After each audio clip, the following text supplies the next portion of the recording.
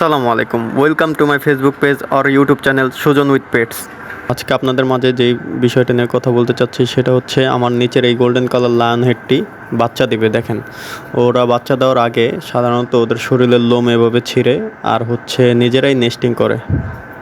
বাচ্চা হওয়ার এক সপ্তাহ আগে সবসময় আমি ওদের খাঁচার মধ্যে নেস্ট বক্স দিয়ে রাখি, কারণ সঠিক সময়ে যেন ওরা নেস্টিং করে বাচ্চাগুলো বক্সের মধ্যেই দিতে পারে, বাহিরে যাতে না হয়। বাচ্চাগুলো নেস্ট বক্সের মধ্যে যদি দেয় তাহলে দেখা গেছে বাচ্চাগুলো মরার চান্স একদম কম থাকে। আর সবচেয়ে বড় কথা হচ্ছে ওদের প্যারেন্টসরাই ওদের ঠিকমতো টেক কেয়ার করে, আমাদের এক্সট্রা কোনো হ্যান্ড ফিডিং করানো লাগে না।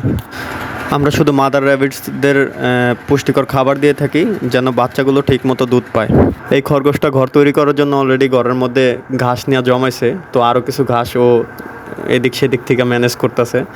খাঁচাটা পুরো একদম খালি করে দিছে, ক্লিয়ার করে দিছে। ওরা যতবারই আমি ঘাস দিতেছিলাম খাওয়ার জন্য, ও সব কিছু মুখে নিয়ে নেওয়া জমা ওর নেস্টিং বক্সে রাখার জন্য নিতেছিল।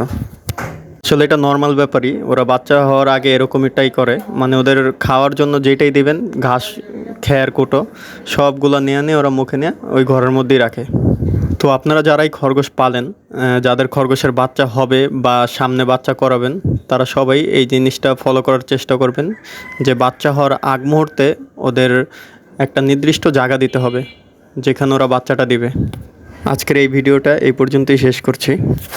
যারা আমার এই ভিডিওটি শুরু থেকে শেষ পর্যন্ত দেখেছেন, আশা করি সবারই কাজে আসবে। ধন্যবাদ সবাইকে, ভালো থাকবেন, সুস্থ থাকবেন, আল্লাহ হাফেজ।